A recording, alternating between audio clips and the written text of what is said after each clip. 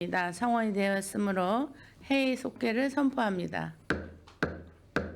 계속해서 기획항만경제실소관 상정안에 대한 질의 답변을 진행하겠습니다. 질의하실 의원님 계십니까? 네, 유승영 의원님. 네, 오전에 이어서 질의하겠습니다. 뭐 이렇게 예산이 많지는 않은 부서라 근데 세세한 거는 나중에 별도로 자료 요청이나 질의를 하고요. 그 하나만 얘기 말씀드리면 인구 그 청년 정책과 73페이지 보면 설명서 말고 명세서 그 인구 신중년 전체 교육 운영하고 있잖아요. 네. 근데 이 강연 같은 거 이렇게 듣고 그 반응이 좋더라고요. 그래서 그 예산도 뭐 예산대로 좀 필요한 신중년들이 많이 이제 여러 가지 어려움도 있고 하니까 예산 편성도 좀 액수를 좀 이렇게 늘리는 방안도 고민하시고 또 한편으로는 그 강사분들을 좀 저번에 이제 뭐 어떤 분 말씀을 하시던데 그러니까 이 신중년생들한테 맞는 강사분들을 좀 알아봐서 더 잘하시는 분, 평가도 잘해갖고 잘하시는 분들이 이런 강연이나 교육을 좀 할 수 있도록 더 지금 하고 계신 게 잘하고 계신 부분인데 다양한 분야에서 이렇게 해서 그분들이 요구하는 부분들이 충족될 수 있는 그런 교육이 됐으면 좋겠다. 당부 말씀 좀 드립니다. 네, 알겠습니다. 네. 그리고 이제 나머지 부분은 이번에 기획에서 그 삭감된 거 보면 그래서 삭감된 거 중에 한 몇 가지만 여쭤볼게. 평택강 활성화 정책 개발 지원은 5천만 원이 전액 삭감되는데 이게 사업이 진행이 안 됐던 부분입니까? 아닙니다. 사업비 집행 거의 100% 다 된 겁니다. 근데 이게 전액 삭감이 돼서 특별한 뭐 질의 답변이나 상임위에서 좀 논란이 됐던 부분이 있나요? 특별한 건 없고요. 아마 예산 집행률이 지금 이게 그 인센티브가 같이 묶여 있어서 아마 예산 집행률이 좀 저조하다고 보이는 부분도 있고요. 그리고 이게 사업 시행된 게 조금 관악협력 사업이라고 해서 2012년부터 됐는데 사업 시행된 지가 좀 오래됐다고 판단되셔가지고 조금 재검토 시기가 되지 않았나 싶어서 의원님께서 조금 판단하신 걸로 판단됩니다. 그리고 그 장당 노동자 복지회관 자산취득비 50만 원하고 포승 노동자 복지회관 자산취득비 40만 원인 것 같은데 이게 하나는 빔 프로젝트고 하나는 북카페 도서 구입으로 돼 있잖아요. 네, 맞습니다. 이 액수도 크지도 않고 빔 프로젝트 2010년도면 한 14년 지난 건데 이런 거는 하여튼 좀 다시 뭐 의원님들하고 좀 논의를 좀 해보겠습니다. 액수가 합쳐서 100만 원이 안 되는 부분이라 필요한 여부를 좀 알겠습니다. 이상입니다. 네, 유승영 의원님 수고하셨습니다. 또 질의하실 의원님 계십니까? 네, 손하명 의원님 질의해 주십시오. 네, 손함영 의원입니다. 우리 이종렬 실장님 식사는 맛있게 하신 거예요? 네. 얼굴 표정이 안 드시는 얼굴 표정이신데. 아닙니다. 뭐 오전에 여러 의원님들이 우리 특히 또 우리 기획행정 부서는 중요한 게 평택시 연간 예산을 집행을 하고 또 감액도 하고 추경 감액도 하고 여러 가지 우리 예산과장님도 계시지만은 힘든 상황이 번복돼서 계속 가는 그런 상황에서 물론 이제 지금 뭐 내년도의 경기 전망이 아주 불투명하고 우리 평택시 입장으로서는 썩 좋은 그런 현상은 아니기 때문에 우리 또 실장님과 예산과장님도 많이 고민을 하셨으리라 생각이 듭니다. 뭐 우리 시의회 의원님들이 상임위별 또 예결위에서 예산을 이렇게 세밀히 챙기고 하는 부분은 어쨌든 뭐 우리 시민이 그 관리해야 할 일을 우리 의회에 위탁을 시민들께서 위탁을 해서 의원님들이 대신해서 이제 어떤 그 예산 편성안이나 예산 집행이나 뭐 이런 부분을 관리 감독을 하는 입장이니까 뭐 좀 지루하시더라도 잘 질문 사항을 잘 들으시고 뭐 이행하실 건 이행하셔도 되고 또 뭐 묵인하실 건 묵인하셔도 되겠습니다. 예산과장님 아셨죠? 열심히 이행하겠습니다. 내년도 예산을 편성하시면서 제일 힘들었었던 부분이 어떤 부분이에요, 과장님? 이제 가장 어려운 부분은 이제 뭐 그 세입의 불확실성이 가장 어렵다고 생각합니다.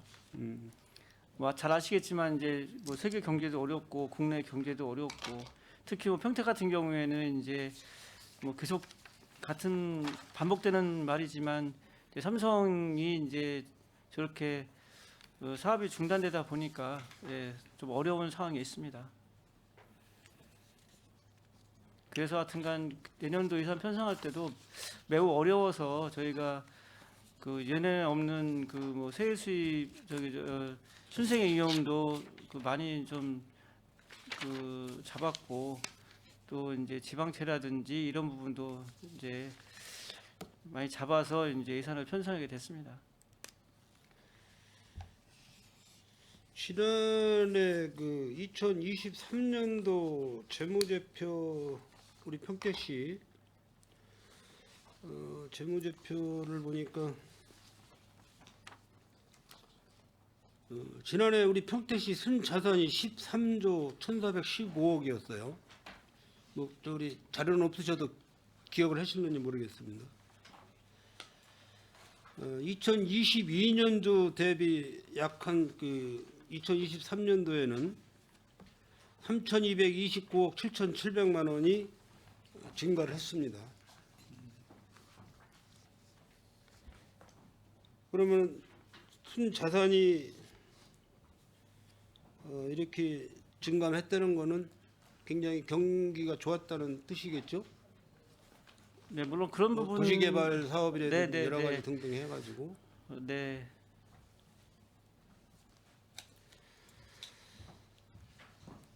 자산 대비 부채율은 약 한 2.26%, 건전한 재정 운영 상태를 해왔었습니다. 그 올해 연도는 감액 추경을 좀 많이 했습니다. 각 부서별로. 네, 많이 했습니다. 네. 지금 현재 삼성전자에서 세수 안 들어온 금액이 어느 정도 되는 거죠? 약 한 1,000억? 1,500억? 지금 올해 같은 경우 한 290억 정도 들어와 있습니다.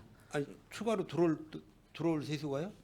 올해 그러니까 24년도에 내는 세금이 한 290억 정도 되는데 네. 그러니까 장초에 우리가 법인지방소득세가 작년 같은 기준으로 하면 한 1,600억 들어왔었는데 그러니까 올해 그게 없다 보니까 순수한 그냥 부가분에 한 300억 정도 그 정도 수밖에 안 돼요. 뭐 삼성전자가 언제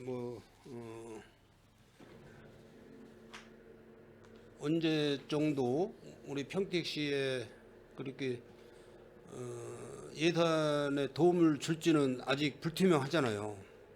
그렇죠?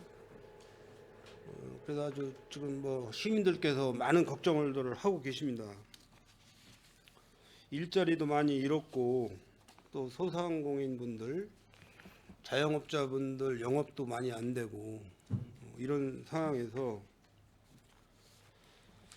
올 7월 달에 뭐 엄청난 폭우가 쏟아졌어요.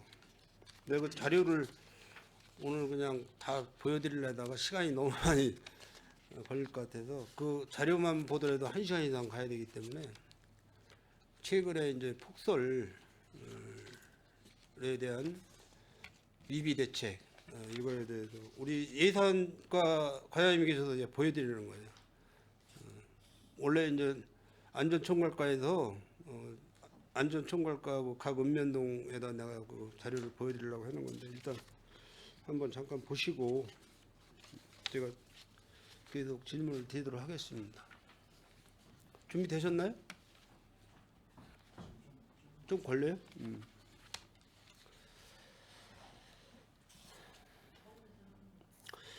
기획행정 상임위에서 감액한 금액이 약 한 2억 8천 정도, 2억 8천만 원 정도 되는데 뭐 이 금액 감액을 해도 내년도 사업하는데 뭐 큰 문제는 없는 거죠? 예산과장님. 부서별로 이제 좀 그 필요한 부분도 있습니다. 근데 좀 그 감액된 부분이 많은 부분들은 좀 의원님들께서 그 다시 좀 검토가 필요한 부분도 있습니다. 실장님 맞습니까? 예. 과장님이 하신 말씀이 맞아요? 몇 가지 사업들은 계속적으로 해오고 있던 사업들도 있고요. 그래서 그런 거에 대한 거는 좀 반영해 주시기를 요청드립니다. 지금 상임위 우리 이규영 의원님하고 최종구 아니지 이윤아 김혜영 위원장님하고 두 분이 기획행정 상임위를 하셨지만은 상임위 의원님들이 우선 주권이 있는 거예요. 예결위 의원님들보다는. 그러니까 알아서들 상임위 의원님들한테 부탁을 하세요. 예, 필요한 부분은 추가로 설명을 드리도록 그렇게 하겠습니다. 그럼 됐어요? 됐어요?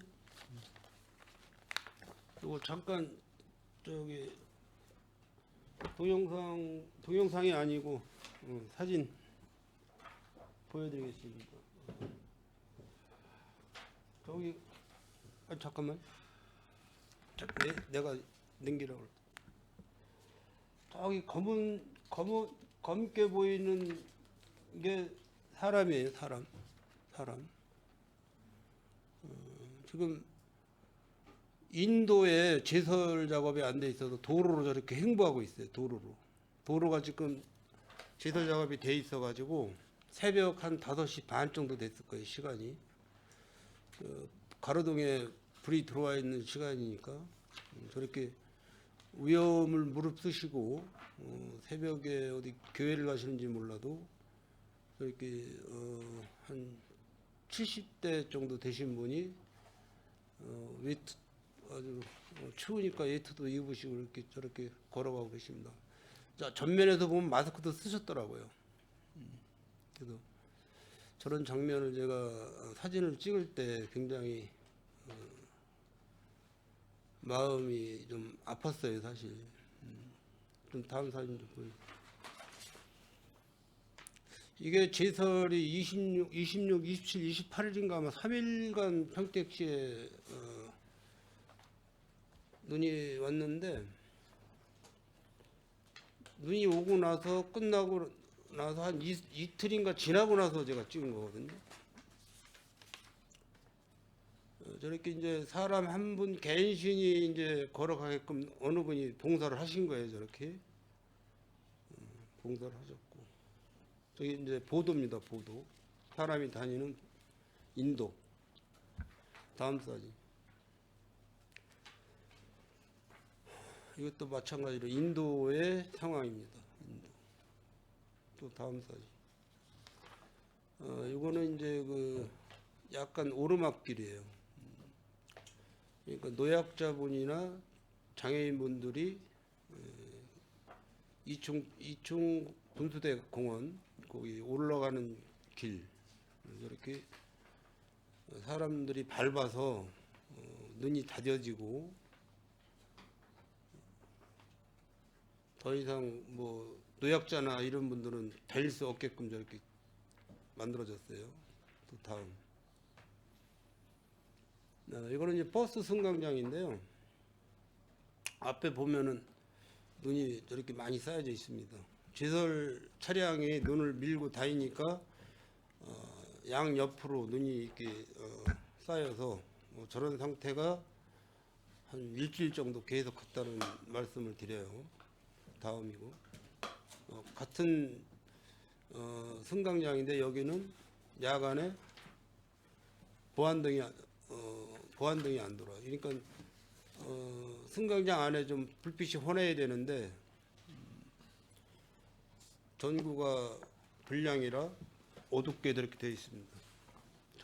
저런 상황에서 시민들이 버스를 기다리고 타고 내려고 하는 그런 상황이에요.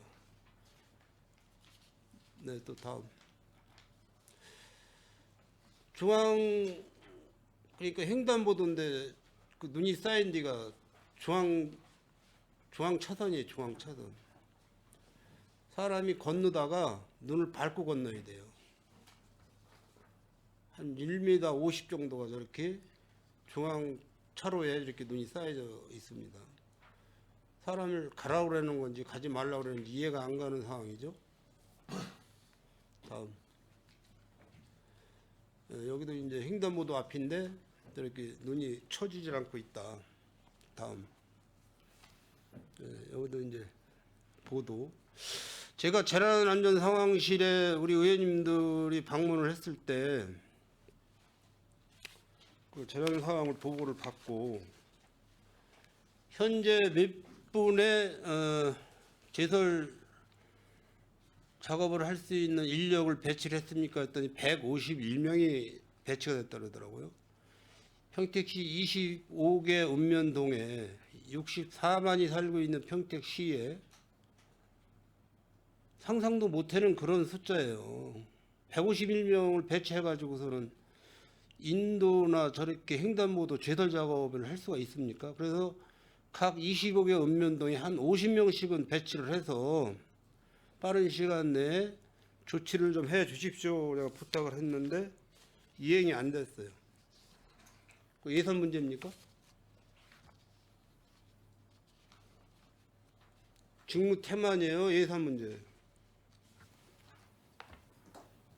여러 가지 이유가 있을 것 같습니다. 일단 뭐 읍면동에는 이제 자율방재단이 있어서 저렇게 긴급하게 재난이 발생되면 그분들이 좀 신속하게 그 뭐 출동을 한다든지 그렇게 해서 좀 해야 되는데 이번 같은 경우에는 이제 아시겠지만 117년 만에 처음으로 가장 많은 눈이 내렸기 때문에 사실 좀 불가능력이지 않았나 하는 생각도 듭니다. 물론 이제 저희들의 임무가 시민들이 불편하지 않도록 신속하게 처리하는 것이긴 하지만 그런 상황이었던 것 같습니다.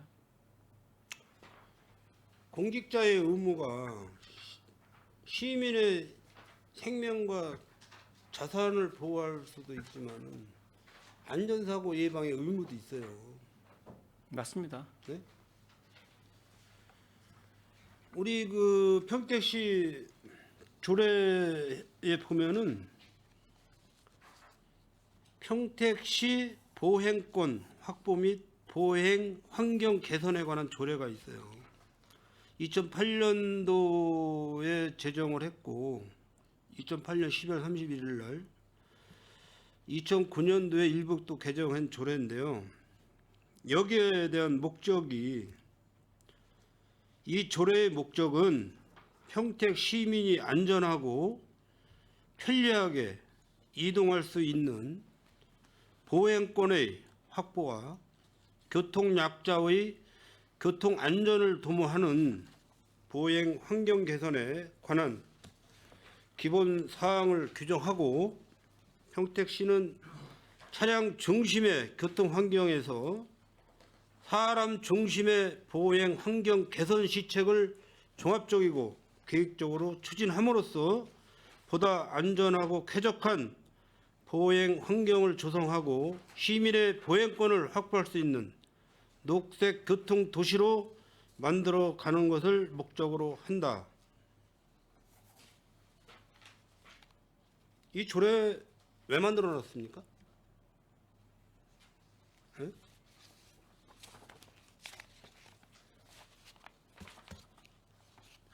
이 조례 왜 만들어 놨어요? 이행도 못할 조례를 왜 만들어 놨냐?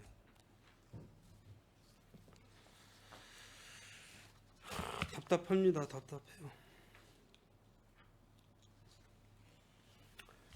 3조 4천억 예산을 투입하는 평택시에서 117년 만에 폭설이 쏟아졌다고 손도 못 쓰고 대비책이 없다고 하는들 그 누구 탓입니까? 누구 탓이에요?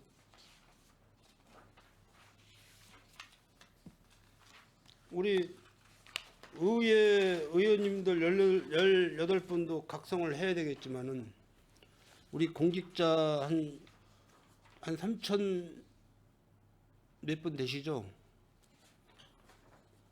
각성하셔야 됩니다.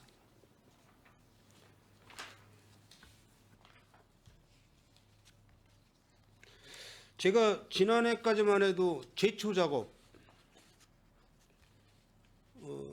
우리 시민들이 새벽에 아침 운동, 또 어떠한 장소를 목적지를 이동을 할 때 안전하고 편리하게끔 보행을 할 수 있게끔 제초 작업 좀 해달라고 제가 수은의 부탁을 드렸어요. 이거는 제초 작업은 말도 못 꺼낼 정도로다가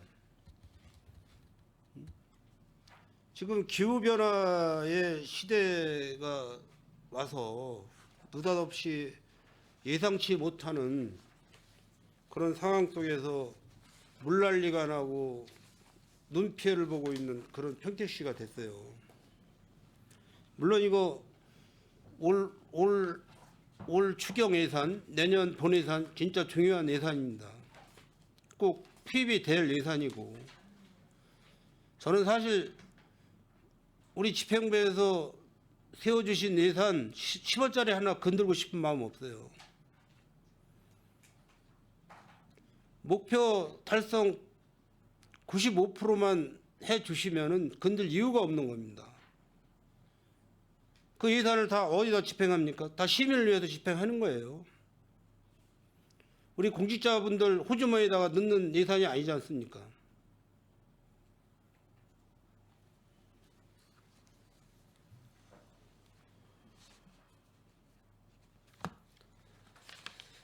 몇 천만 원, 몇 억 삭감하면 뭐 할 것이고 증액하면 뭐 할 거예요. 기본을 못 하고 있는데, 기본을.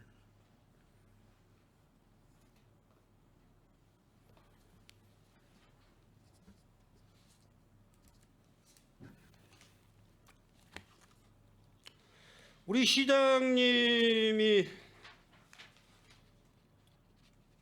시정 연설을 하신 걸 제가 그냥 큰 골자만 몇 가지 말씀드릴게요. 내년도 본 예산의 목적, 지역경제 활성화와 민생경제 회복의 목표를 둔다. 시민 모두가 함께 누리는 생애 주기별 맞춤형 복지도시로 만들겠다.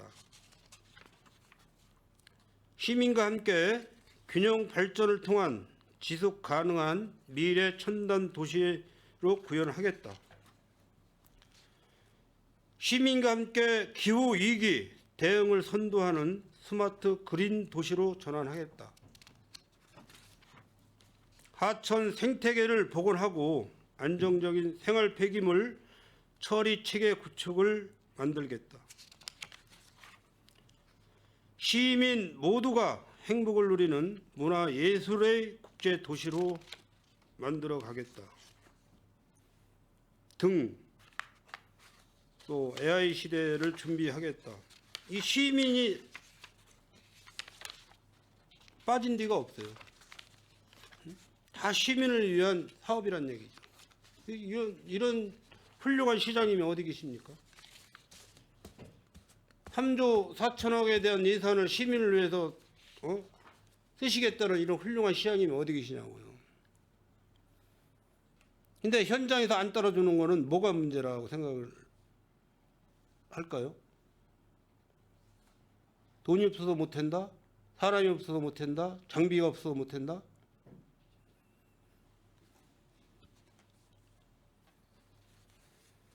예산 편성의 목적과 안 맞다는 말씀이에요. 안 맞다는 말씀.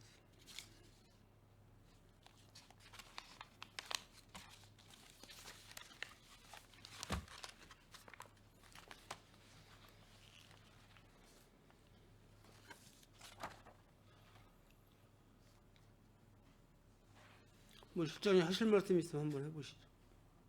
네, 손남영 의원님께서 말씀하신 사항에 대해서는 저희도 이제 그 보행권과 관련해서는 이제 시장님께서 계속 그 보행로가 없는 뭐 시골길이라든지 이런데 이제 보행로를 만드는 사업들을 이제 지속적으로 이제 해오고 있고요. 그 전에는 사실 그런 부분까지는 못했던 게 사실입니다. 그렇지만 이제 최근에는 뭐 조례도 있고 해서 이제 물론 조례도 이제 그런 목적으로 만든 거고요. 그래서 보행권 이제 시민들의 보행권에 대해서는 저희도 이제 나름대로 계획을 갖고 뭐 저희가 이제 담당 부서는 아니지만 하고 있다는 말씀을 드리고요. 그다음에 이제 그 각종 사업들에 대한 예산 편성에는 저희도 이제 한정된 재원으로 그 각 부문에 이제 필요한 부분에 하다 보니까 뭐 못 들어간 부분도 있습니다. 또한 손남영 의원님께서 늘 관심 가지고 말씀하셨던 그 제초 작업이라든지 보행자들과 관련한 그런 거와 관련해서도 이제 그 보도 눈을 치우는 그런 것까지 이제 작년에 제설 장비도 이제 도입하도록 해서 하셨 거에 대해서 이제 감사하다는 말씀 드리고요.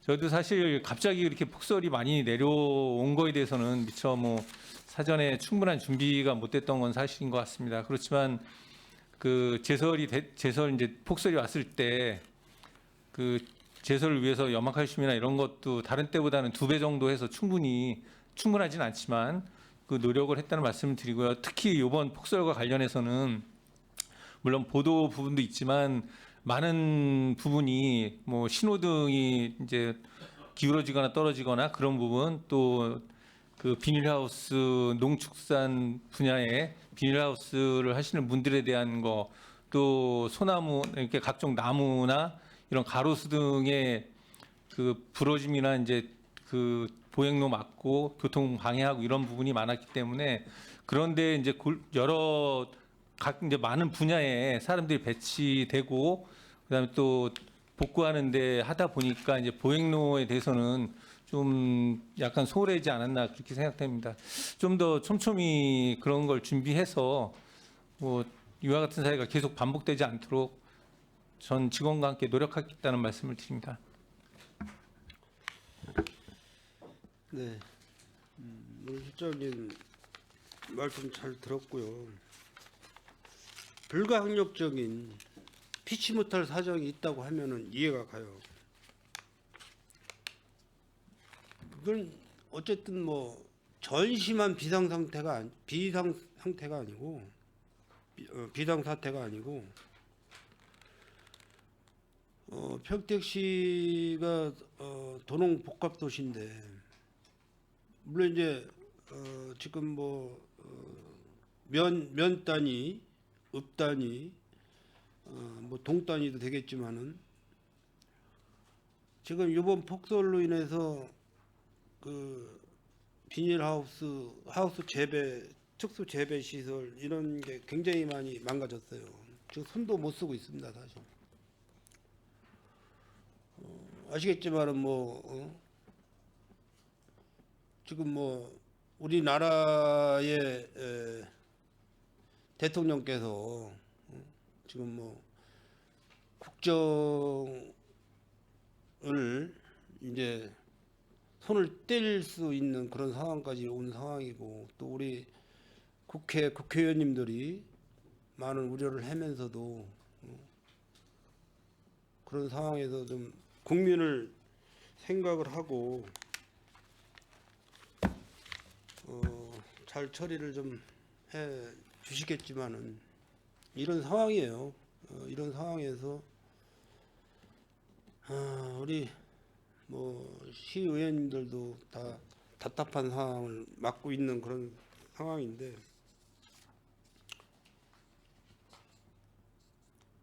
그래도 우리 평택시만큼은 우리 시민들이 타 시군보다는 좀 행복해지셔야 되지 않나 이런 생각을 좀 저도 갖고 있습니다.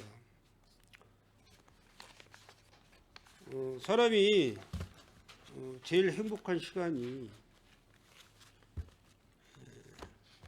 가족과의 만남, 뭐 또 지인과의 만남, 뭐 친구과의 만남 여러 가지 있겠지만은 이 건강의 만남이 최고예요. 건강하게 만나는 그런 날이 최고란 얘기죠. 밤새 안녕이라고 주무시다 돌아가시는 분들도 많고 하겠지만은 이런 상황에서는 내년도 예산을 다루시는 우리 예산과 실장님이나 우리 과장님은 꼭 염두를 해 두셔야 됩니다. 시민의 안전이 우선이다. 네, 알겠습니다.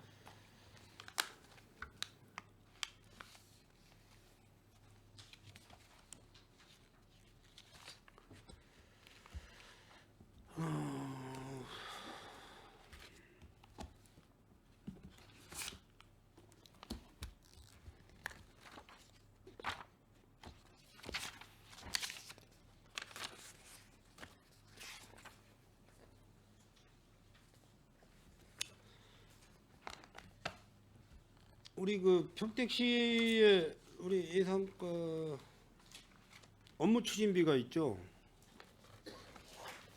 네, 있습니다. 예.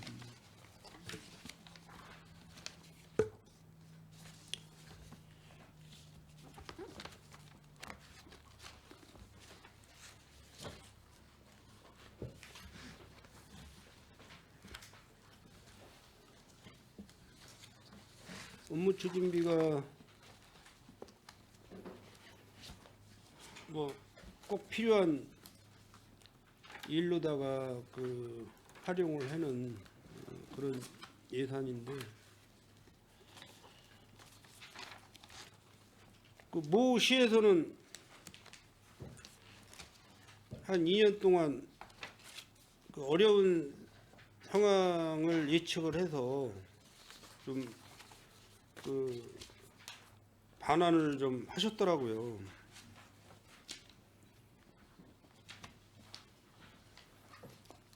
우리 평택시도 그럴 용기가 있으신가 모르겠는데. 필요하면 저희도 이제 네. 일단 유보액으로 좀 남겨놨다가 네, 절감할 수 있도록 노력하겠습니다.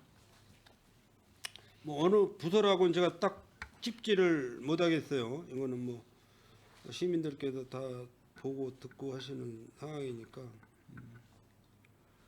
2023년도에 업무 추진 예산 금액이 이제 9억, 집행액이 7억 2천, 잔액이 1억 7,900,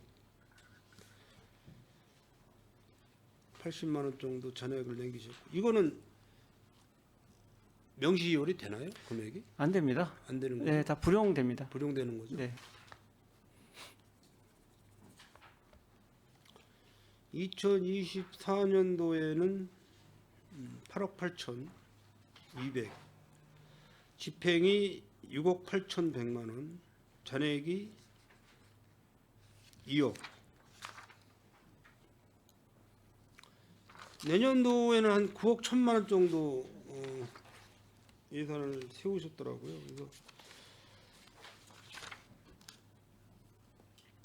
전반적으로 뭐 상황이 그러니까 조정을 부탁드리겠습니다. 네, 알겠습니다. 그 읍면동은 사실 뭐 그 업무 추진비 예산이 크질 않아요. 그리고 각 과의 과장님들도 추진비가 많지 않고 제가 이렇게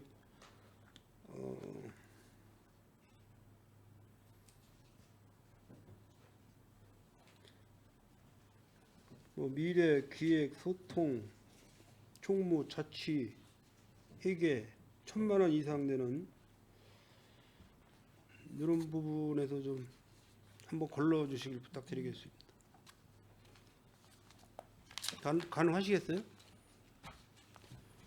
하여튼 뭐 잘 살펴봐서 예, 필요한 부분이 있으면 예, 하겠습니다.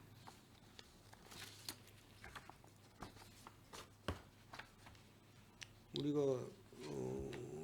18일 날까지 예결이니까는 18일 날 우리가 개수 조정을 해야 되니까 17일 날까지 17일 날에 17일 날 16일 이 업무 추진비와 관련해서 이제 금년도 저희도 이제 이해 추경의 일정 부분을 저희가 자율적으로 삭감을 했고요.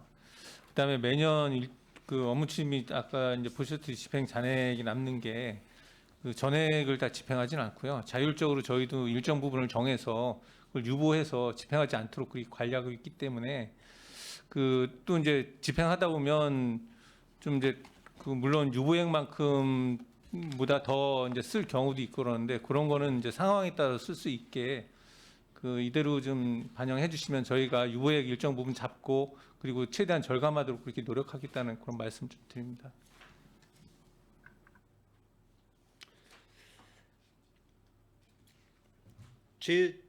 제가 요구하는 사항은 한 3억 정도 감액했으면 좋겠어요. 요거는 이제 경기도에서 매년 한도액을 정해주는 거기 때문에 그 한도액 범위 내에서 예산 편성을 하고 있는 겁니다. 그러니까 제가 전자에 말씀드린 게 반환하신 분이 있다고. 그건 내가 이따 별도로 말씀드릴게요.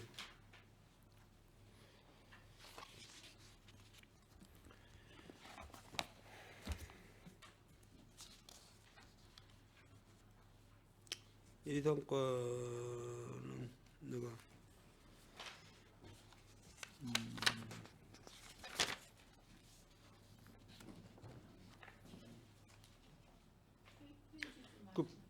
사업 쪽에 그 정책 고문 운영비는 뭐예요? 4,800만 원. 사업 설명서 네, 저희 시에 이제 정책 고문이 이제 12분이 계십니다. 12분이요? 네. 그분들이 우리 시의 주요 정책과 관련해서 또 저희 시의 현안이라든지 또 이런 부분에 대해서 같이 그 자문도 해주시고 또 이제 중앙부처라든지 이제 국회 이런 데에 저희들이 이제 그 협조를 요청할 때 그분들이 역할을 해주십니다. 그 저희 시 잘 아시겠지만 이제 뭐 카이스트가 저희 시에 이제 이렇게 유치가 된다든지 또 그다음에 이제 뭐 그린웨이라든지 뭐 정원박람회 이런 부분들 할 때 그분들이 좀 많은 역할을 해주셔서 예 그런 상황입니다. 그 국비 예산 받고 그러는데 많이 도움이 되시는 분들이에요? 네 그렇습니다.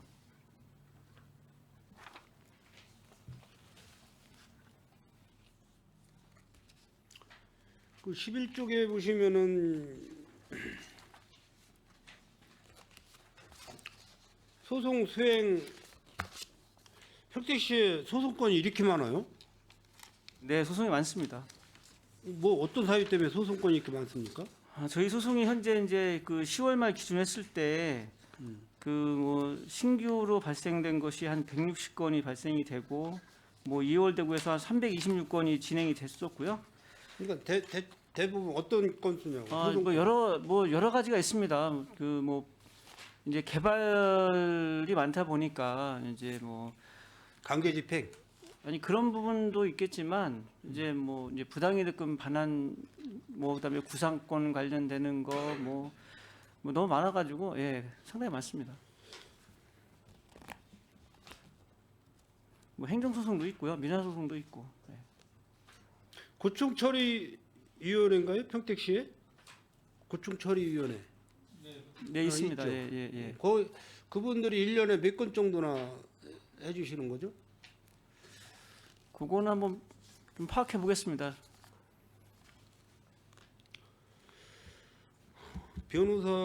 이 변호사님들 수임료죠? 네. 9억 1,200만 원.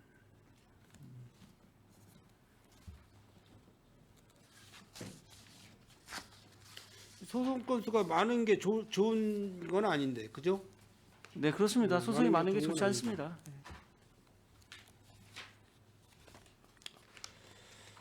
그럼 이당 과장님이 직접적으로 뭐 소송을 지휘하시는 건 아니죠? 아, 저도 이제 뭐 직원 때는 소송을 해봤습니다. 이제 직접. 네. 다음 저 항만수사과 좀 보겠습니다. 26조. 이거 아까 어느 의원님이 하셨나? 항만 활성화 지원 사업?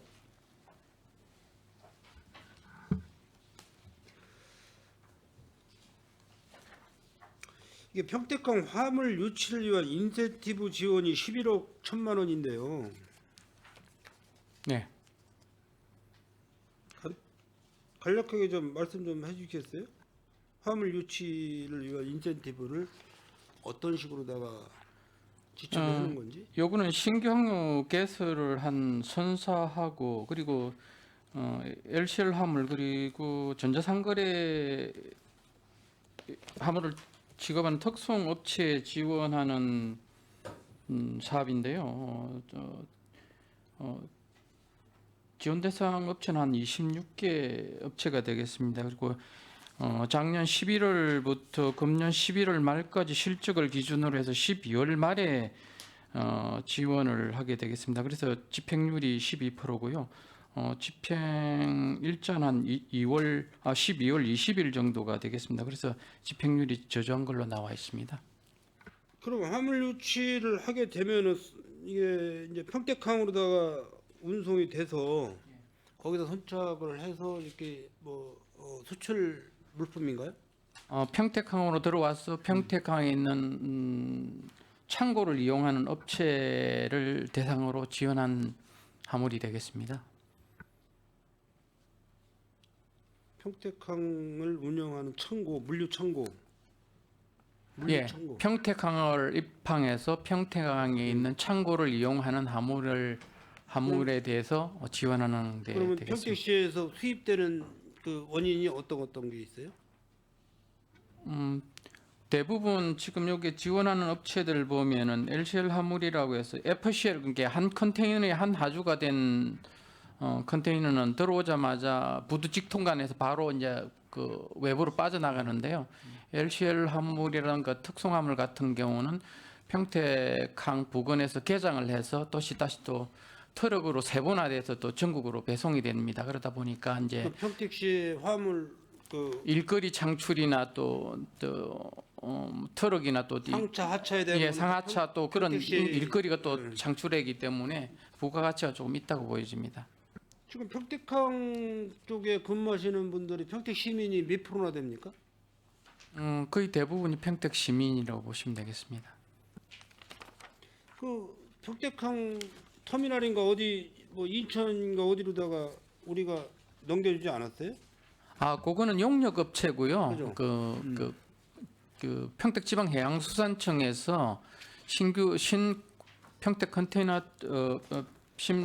평택국제터미널 그 용역 업체를 공모를 했는데 거기에 그 해당되는 업체가 한국해운조합하고 인천항 시설관리센터, 부산항 시설관리센터 3개 업체만 해당이 되는데 그 3개 업체 중에 최종 선발된 게 인천항 시설관리센터가 됐습니다. 3년 동안 이제 용역을 하게 되는데 그것 때문에 이제 그 시민단체 중에서 평택항이 인천항에 뺏겼다는 그런 말씀을 하시는데 그건 사실과 좀 다르고요. 그럼 다음번에 이제 부산항 시설관리센터가 됐을 때는 부산항이 뺏겼다는 그런 말씀이 되는데 그게 아니고 이제 용역 업체가 인천항 시설관리센터가 선정됐다는 말씀드립니다. 거기도 근무하시는 분들은 평택 시민들이 많이 있는데 관련한 용역 업체가 타 시의 소속이다. 예, 이번에 그 카트하고 청소 업체는 그대로 다 승계돼서 넘어갔습니다. 그럼 다시 뭐 그 용역업체를 우리 평택시에서 인수를 할 수가 있는 건가요? 거기 용역업체 선발 기준에 보면은 상당히 까다롭기 때문에 평택시에서 그 용역에 참여할 수 있는 용역업체가 없습니다. 아까 말씀드린 대로 한국해운조합, 인천항 시설관리센터, 부산항 시설관리센터 그 세 군데만이 그 용역업체 선발 기준에 부합됩니다. 그래서 세 군데 외에는 불가한 상황입니다. 그리고 한 가지만 더 수상과장님한테 그 평택항에 화물 차고지가 없죠. 주차장이라고 해야 되나 차고지라고 해야 되나? 평택항에 공용 공용 화물 차고지는 공용 뭐 화물 주차장 뭐 이렇게 별도로 없고요. 지금 현재 그 2-1단계 그 항만 배후 단지 내에 공용 부지가 많이 나와가지고 지금 평택지방해양수산청에서 2만 평 정도의 그 공용 주차장을 확보하려는 계획을 세우고 있습니다. 그래서 조만간에 아마 내년 말쯤에는 그 공용 화물 주차장이 별도로 확보될 걸로 보여지고 있습니다. 그거는 이제 우리 평택시에서 운영을 할 수 있는 건가요? 운영 주체는 아마 평택지방해양수산청이 될 걸로 보여집니다. 수산청이요? 예. 그쪽에 민원을 한번 받고 제가 한번 현장을 갔었는데 화물차 트레이너 이런 차들이 대형 차들이 그냥 그 갓길에 그냥 무단 그 주차가 돼 있어가지고 야간에는 굉장히 그 위험하다고들 그러시더라고요. 그래서 지금 현재 수해대교 아래쪽에 지금 지방해양수산청이 관리하는 무료 주차장이 있고요. 그걸로 부족해가지고 지금 아까 말씀드린 대로 2-1단계 그 새로 매립되는 배후 단지에 그 공용 주차장을 만들고 있고요. 그게 완공되고 나면은 말씀드린 대로 평택지방청하고 저희들하고 합동을 해서 도로변에 무단 주차하고 있는 차량들 그 공용 주차장 안으로 밀어 넣는 작업들을 해야 되지 않겠나 판단하고 있습니다. 그 단속도 좀 많이 해야지만이 그게 정리정돈이 되지 단속을 안 하면 정리가 안 되죠. 주차장이 확보되면은 그런 작업을 해야 되지. 지금 현재 주차장이 없기 그러니까, 때문에 조금 무리한 부분이 있습니다. 그리고 뭐 이제 주차장 내에 들어가면은 그 화물 기사분들이 쉴 수 있는 공간, 편의 시설 뭐 이런 것도 좀 준비를 해줘야 되고 그래야 예, 꼭 장거리 운행을 하시면서 뭐 졸음운전이나 이런 거를 피할 수가 있는 거니까는. 예, 저 주유소, 휴게 공간, 주차장 이렇게 복합으로 된 터미널을 아마 만들어야 될 걸로 보여집니다. 네, 수고하셨고 우리 청년 정책과 이거 뭐 감액 예산이 많아요. 청년 정책과는 청년 월세 지원 92조 추경 감액 돈이 남았던 거예요? 아니면은 과장님? 저희가 지금 이게 1년 동안 월세 지원은 1년 동안 지원을 하는 건데요. 네. 중간에 이제 처음에 저희가 지금 1년에 100명씩 선정을 하거든요. 근데 선정을 했는데 중간에 이제 주소를 옮긴다라든지 그 어떤 사유에 의해서 좀 빠지는 분들이에요. 근데 저희가 뭐 그런 분들을 대체해서 또 공고를 내서 선정을 할 수가 있는데 올해 좀 예산도 좀 어려운 그런 상황도 있고 해서 그 부분에 대해서 감액을 했습니다. 불용 처리한 건가요? 네.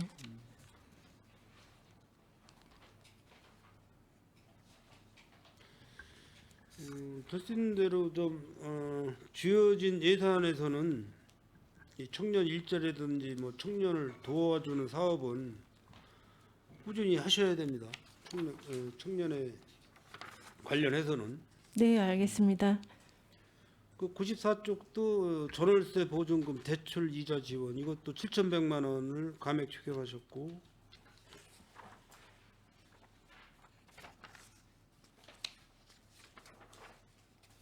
그 96쪽에 보시면은 그 청년 면접 정장 그러니까 이게 양복 무료 대여 서비스 사업이 있는데 이게 올해는 1,750만 원인데 내년에는 3천만 원으로 증액이 됐어요.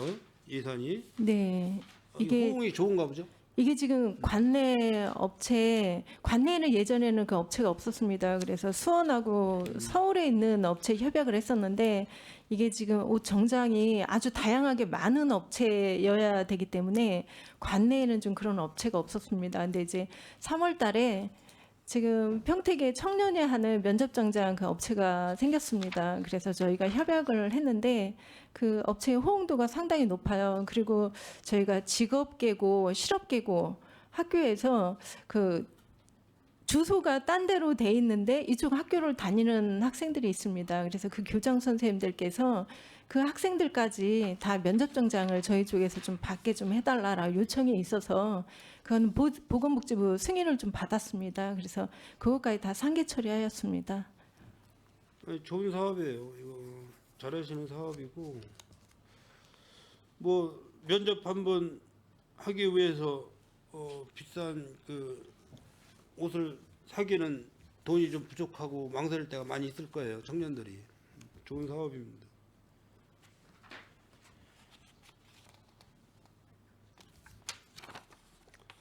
다음은 그 일자리 경제과 162쪽이요.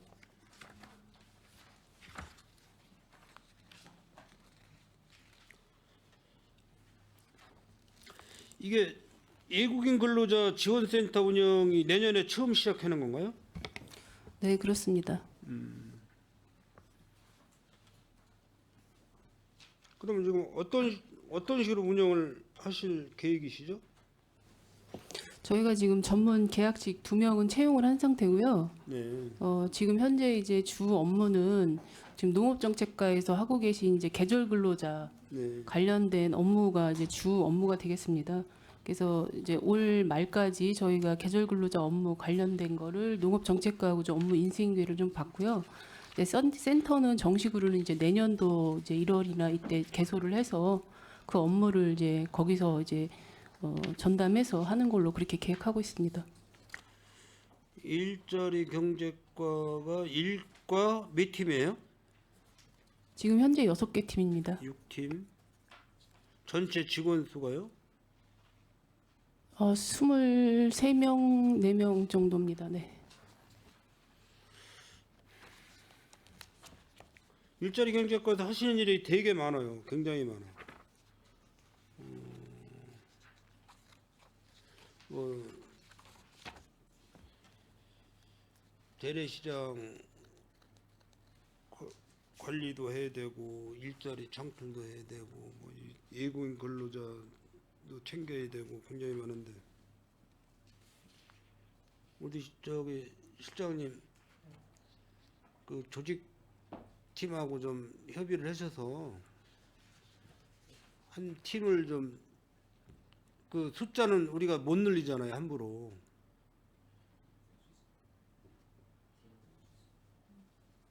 이제 그 에너지 관련된 2개 팀이 있는데요. 2개 팀이 지금 다른 과로 업무 조정이 되고요. 또 한 개 팀이 오고 그러면 좀 낮을 것 같고 그리고 또 이제 저희도 지속적으로 건의하고 있는 게 그 노사 관련된 부분은 좀 분리를 하든지 하자 이제 그런 거로 계속 건의하고 있습니다. 지금 그 민간 위탁 현황을 보면은 일자리 경제과는 민주노총 평택 안성지부 포승 경영자 협의회 인지어스 한국 담배 판매인 평택조합 이게 4군데밖에 없는 것 같아요. 네, 네, 그렇습니다. 뭐 복지국에는 지금 어마어마하게 많고 미래전략국도 많아요. 사실 미래전략국은 지금 평택시에서 뭐 크게 그 업무가 막 폭발적으로 늘어나가지고 막 그 거기에 관여된 공직자분들이 힘들어하고 그런 적은 아닌 것 같은데. 그 이제 도시재생과에서 이제 그 그 도시계 재생 사업하면서 만든 센터라든지 이런 것 때문에 위탁이 좀 있는 것 같습니다. 약간 뭐 다들 부서 실국과 뭐 관련해서 각 팀 관련해서 다들 어렵다고는 하세요. 어렵다고는 하시는데 지금 뭐 민간 위탁, 공공 위탁 뭐 이렇게 보면은 또 어마어마하게 많습니다. 그런 그 센터까지 다 하면은 어쨌든 현재의 업무량을 놓고 봤을 때 현재 업무량을 놓고 봤을 때 우리 그 일자리 창출 아니지 일자리 경제과는 직원분들이 굉장히 힘들어하시는 것 같더라고. 그러니까 쉽게 말씀드리면은 마지못해서 출근하는 뭐 좀 행복감을 갖고 출근을 해야 되는데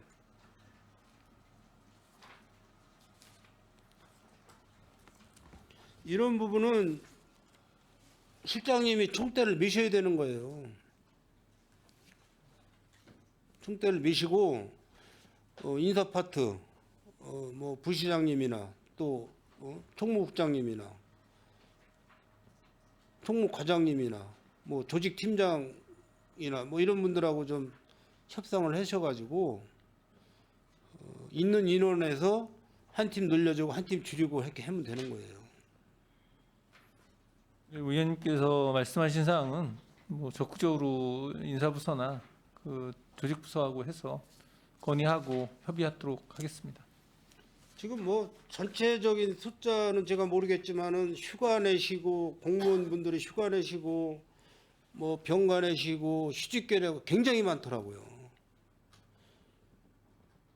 그러니까 남아서 현재 근무하시는 분들이 굉장히 지금 피로감을 느끼고 업무들을 보시는 거라고. 네네. 5분 쉬었다 돼요. 네, 원활한 회의 진행을 왜 잠시 회의를 중지하고자 하는데 위원 여러분 이의 있습니까? 예, 이의가 없으므로 2시 35분까지 휴회를 선언합니다. 정해 그러니까 정해. 내가 뭐라?